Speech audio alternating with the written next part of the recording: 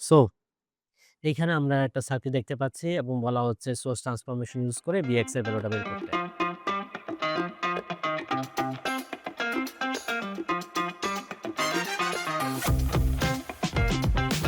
আমরা যদি এই সার্কিটটির দিকে একটু খেয়াল করে দেখি, দেখেন Vx এর যে ভ্যালুটা বের করতে বলা হয়েছে সেটা হচ্ছে আপনার 12 ওহমের অ্যাক্রসের ভোল্টেজ এবং এর ২ প্রান্তে একটা হচ্ছে A এবং B দিয়ে ডিনোট করা হয়েছে। হ্যাঁ?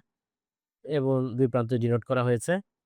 সো এখন আমরা কি কাজ করতে পারি দেখেন সোর্স ট্রান্সফরমেশন যখন আমরা ইউজ করব, আমরা দেখতে পাচ্ছি 50 ভোল্ট এবং 10 ওহম। 50 ভোল্ট এবং 10 ওহম। আমরা কি করব? 50 ভোল্ট এবং 10 ওহম এইটা 50 ভোল্টের সাথে 10 ওহম কিন্তু আমার সিরিজে আছে। সো এখানে একটা সোর্স ট্রান্সফরমেশন ইউজ করা যেতে পারে। আবার এইখানে একটা সোর্স ট্রান্সফরমেশন ইউজ করা যেতে পারে। হ্যাঁ? সো কিভাবে করা যাচ্ছে? সো এখানে একটা কারেন্ট সোর্স চলে আসবে। যেহেতু 50 ভোল্টের উপরের দিকে পজিটিভ সো কারেন্টটা যাবে উপরের দিকে। আর 50 divided by 10 that means 5 so এখানে হবে 5 অ্যাম্পিয়ার এবং এর সাথে প্যারালালি যাবে হচ্ছে 10 ওহম করে ফেললাম। এবং এর সাথে আবার প্যারালালে আছে হচ্ছে 40 ওহম। আচ্ছা গেল। এইখানে ছিল অ্যাকচুয়ালি যে 12 ওহম এবং এইটার অ্যাক্রসের plus minus that is Vx টাই আমাদের আসলে বের করতে বলা হয়েছিল। এরপর আমরা দেখতে পাচ্ছি এখানে একটা কারেন্ট সোর্স রয়েছে এইদিকে 8 অ্যাম্পিয়ারের। তারপর এখানে রয়েছে 40 এবং 40 ভোল্টের সিরিজে একটা 20 ওহম। সো আমরা এখানে একটা 20 ওহমটা প্যারালালে রাখি এবং এখানে যে কারেন্টটা যাবে সেটা হচ্ছে 40 divided by 20 that means 2 ampere এবং কারেন্টটা হবে উপরের দিকে এই তো 2 অ্যাম্পিয়ার।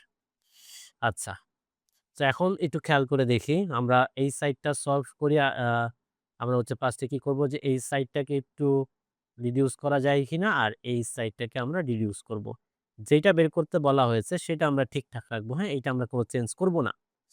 সো এখানে আমি বলি যে দেখেন ১০ ওহম এবং ৪০ ওহম কিন্তু আবার প্যারালালি আছে। সো তাদের পরিবর্তে কিন্তু আমরা আরেকটা রেজিস্ট্যান্স আমরা লিখতে পারি। শুধুমাত্র একটা রেজিস্ট্যান্স আমরা লিখতে পারি ১০ এবং ৪০ ওহমের বদলে।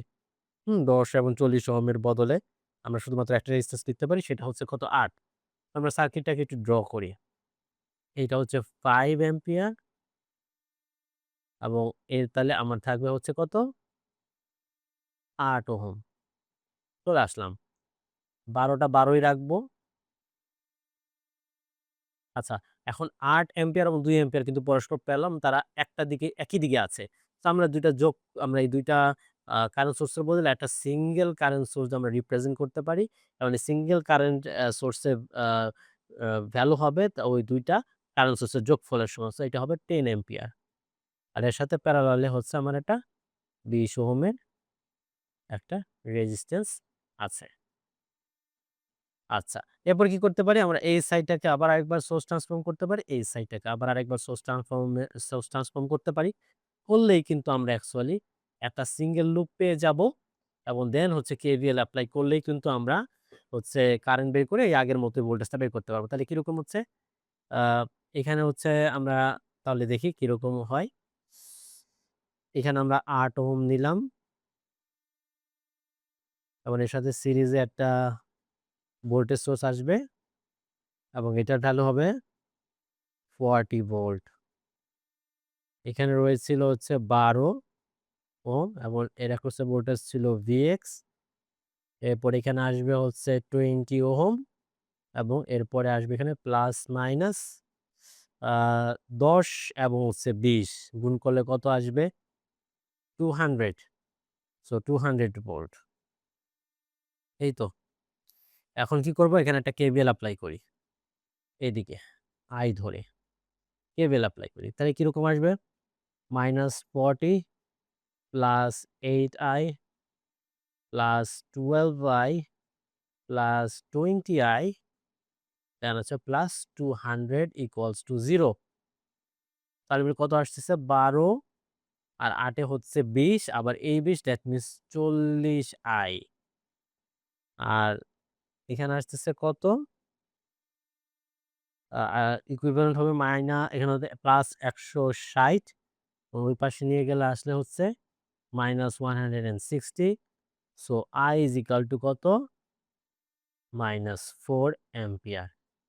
এখন আমি যদি Vx বের করি তাহলে Vx এর ভ্যালু কত হবে? Vx ইজ ইকুয়াল টু, যেহেতু এই আইটা আমার পজিটিভ দিকেই ঢুকছে, সো 2I আসবে ইনটু রেজিস্ট্যান্স কত? 12।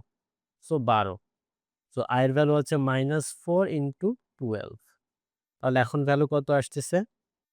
-48 ভোল্ট। তার মানে Vx এর ভ্যালু হচ্ছে -48 ভোল্ট। এই তো?